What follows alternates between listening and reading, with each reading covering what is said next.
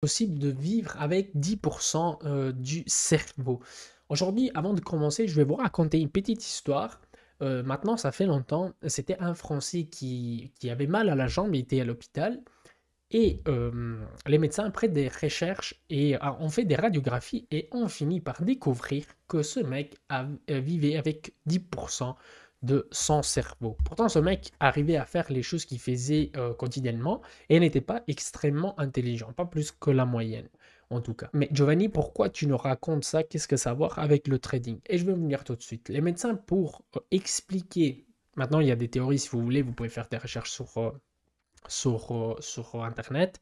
Donc, pour trouver une explication pourquoi il savait faire toutes ces choses alors qu'il avait que 10% de son cerveau, on trouvait l'explication avec la puissance des habitudes. Et donc, c'est là que je trouve le lien avec le trading dans les habitudes. Parce que je crois que le succès de le trading dépend aussi des habitudes. Les habitudes dans la recherche des opportunités, les habitudes dans l'application des stratégies, les habitudes dans le fait de savoir qu'une fois qu'on a ouvert une position, donc on a mis en place une stratégie, il faut juste attendre pour voir si celle-là est rentable ou va se révéler une perte. Bref, développer des habitudes nous permet d'avancer. Vous vous êtes sûrement déjà retrouvé, vous avez fini de travailler, vous êtes rentré chez vous et vous étiez tellement peut-être ailleurs, vous vous êtes même pas rendu compte que vous êtes arrivé à la maison. Eh bien, ben ça, c'est la puissance des habitudes. Vous l'avez fait tellement de fois que vous le faites automatiquement et il n'y a même pas besoin d'y penser. Vous pouvez éteindre votre cerveau, faire autre chose et vous arrivez quand même à la maison. Et ces habitudes dans le trading, en ayant des stratégies, en ayant des modèles, des identifications très précises sur le marché, il laisse peu de temps et d'espace à la subjectivité et à la discrétion. Et lorsque nous voyons ou vous voyez un scénario spécifique sur le marché, ben nous savons tout de suite qu'est-ce qu'on doit faire, donc quelle stratégie on doit appliquer et comment le faire. Bref, on va pas parler de ça pendant des heures. Je vais vous laisser avec un exemple pratique pour découvrir la puissance des habitudes et comment économiser du temps sur les graphiques et ne pas passer des journées pour rien. Donc on va voir comment identifier les opportunités sur le marché et comment se comporter en fonction de l'opportunité qu'on a trouvée. Bonjour à tous les amis et bienvenue dans cette nouvelle vidéo. Donc on va voir la puissance des habitudes parce que si à chaque fois qu'on devait ouvrir un trade, il fallait faire quelque chose de différent, bon, en fait on serait perdu et ça demanderait trop d'efforts en fait à chaque fois. Alors que si voilà, on développe des habitudes, bah, tout sera plus facile dans le temps. C'est juste une question d'habitude. Et on va voir aujourd'hui comment faire en 4 étapes. Donc première étape, donc vous pouvez prendre n'importe quel graphique, vous pouvez le faire un peu dans n'importe quel marché, donc commodities, actions, crypto, forex. Et voilà, donc on va prendre un graphique, on va aller dans un time frame un peu plus grand, donc comme l'hebdomadaire par exemple. Moi j'ai pris celui du Bitcoin parce que j'aime travailler avec les cryptos.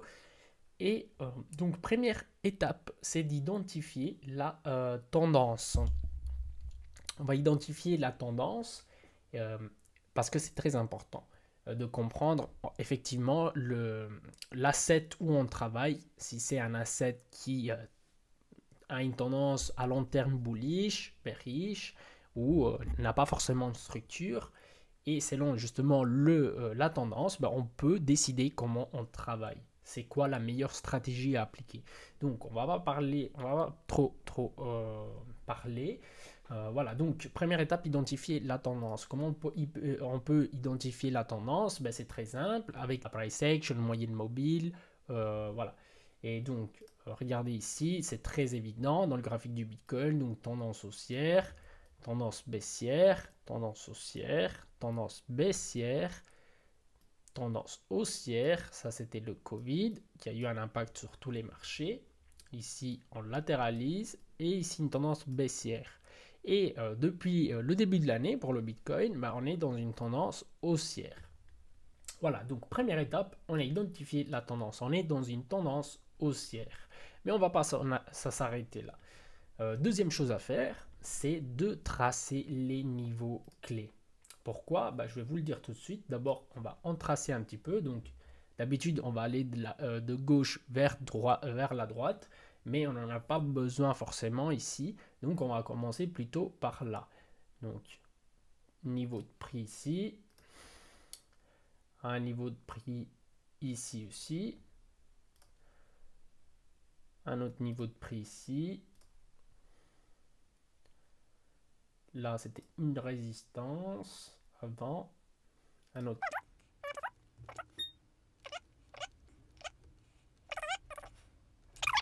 On a déjà une vue plus claire. Si vous voulez, on peut même descendre dans le journalier et je vais vous dire tout de suite à quoi ça sert des niveaux de prix. Ben, ça sert tout simplement parce que le prix réagit quand s'approche d'un niveau un niveau clé. Ça peut être une résistance, ça peut être un support, mais en tout cas, on sait que le prix va réagir. Regardez ici, c'était un support, voilà. Avant, c'était une résistance, après, c'était devenu un support. On l'a touché ici, ici. Regardez, 6 fois. Là, il est quasiment arrivé. Après, au niveau de prix, c'est pas forcément une ligne. Moi, j'ai fait des lignes pour que ça soit plus simple. Mais c'est plutôt des zones de volume et des zones d'attention. Donc, des gens qui attendent que le prix s'approche de ces niveaux pour acheter ou pour vendre, selon si c'est une résistance ou un support. Voilà, ici c'était une zone, ici aussi, donc première fois, deuxième fois. Regardez le prix, combien de fois il réagit. Ici on a la même chose, si on descend ici, regardez 1, 2, 3, 4, 5, 6, voilà. Donc c'est très important d'avoir une vue sur cela. Et si vous travaillez, il y a des stratégies où vous pouvez travailler aussi avec, c'est des stratégies résistance support, donc soit retest, soit anticiper, ça dépend de vous. Donc voilà, ici on aurait pu attendre, on a eu voilà, une leg up, on aurait pu attendre le retracement, rentrer, et voilà. Là pour l'instant on est en train de tester beaucoup de fois cette résistance au niveau de prix. Et donc ça c'est la deuxième étape, tracer des niveaux. Troisième étape, qu'on va rentrer, quand on va ouvrir notre ordinateur, qu'on va aller sur le graphique avec l'expérience et avec, encore une fois, que vous développez, quand vous développez des habitudes, vous allez plus facile à les trouver, c'est des patterns. Donc les patterns aussi c'est important parce que ça, le prix réagit et ça a un impact sur la tendance, sur le prix selon le pattern. Et une fois que, encore une fois, vous avez de l'expérience, ben vous avez ça va beaucoup plus vite. Regardez ici, il y a un tête-épaule, très très mal dessiné, c'est un modèle d'inversion de tendance. Et justement, regardez, on était dans une tendance haussière et avec ce pattern, ben, la tendance a changé. Ici, on en voit un autre, donc tête-épaule inversée. C'est aussi un modèle, c'est le même, mais de l'autre sens, qui fait invertir, qui a fait inverser la tendance. Et voilà, aujourd'hui, on se retrouve dans une tendance haussière. Il y a des falling wedge, il y a beaucoup de patterns, il faut les connaître pour les voir justement sur le marché. Si on ne les connaît pas, on ne sait pas forcément les reconnaître. Donc falling wedge, ici on avait un autre, c'était plutôt dans le 4 heures peut-être.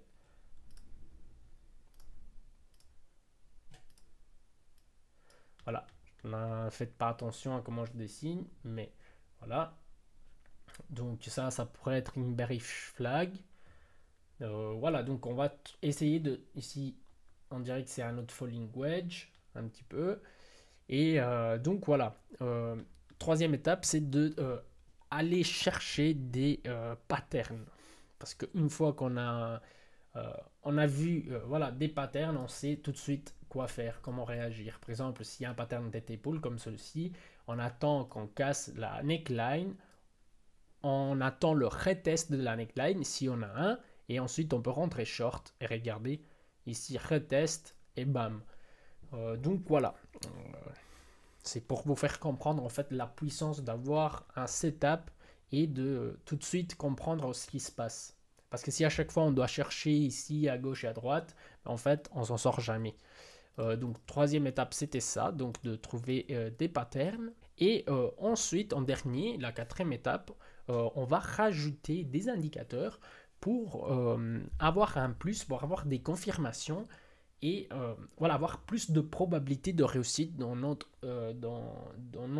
trading en fait.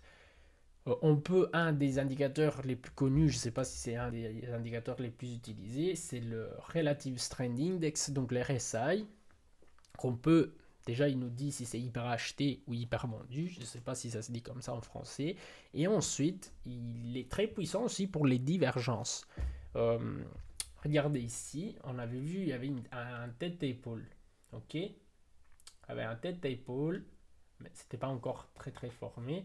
En tout cas ici, dans le top ici, ça peut être un double top et il y a une divergence baissière. Regardez higher high sur le prix et higher low sur le RSI qui nous amène, je sais pas les statistiques, peut-être 3 fois sur 5, il nous amène à avoir un pullback, donc un retracement ou un changement de tendance, je crois pas, mais plutôt un retracement. Dans ce cas, ça a changé la tendance grâce aussi au TT Pool. Mais donc voilà, c'est pour chercher des confirmations. Il y en a énormément. Il y a le MACD aussi. Il y a des indicateurs de momentum. Il faut que vous cherchez et que vous trouvez surtout l'indicateur qui va avec votre stratégie. Par exemple, dans ma stratégie, j'utilise aussi des indicateurs de momentum et de force, des moyennes mobiles. Mais grâce à la moyenne mobile, on a déjà beaucoup d'informations. C'est pas essentiel, mais voilà, ça nous donne un plus. Les amis, moi j'ai terminé pour aujourd'hui. Donc ça, c'était mes 4 étapes, comment je crée mon graphique, les habitudes que j'ai quand j'ouvre mon ordinateur, que je vais aller regarder un asset et que je veux trader sur un asset, ben c'est ça que je fais. Si ce genre de vidéo vous plaît, vous pouvez laisser un like, n'hésitez pas à laisser un commentaire. Vous pouvez également vous inscrire si vous appréciez des contenus sur le trading, la finance et tout ça. Et on a un focus surtout sur les cryptos. Et je vous souhaite une très belle soirée. Je vous dis à la prochaine.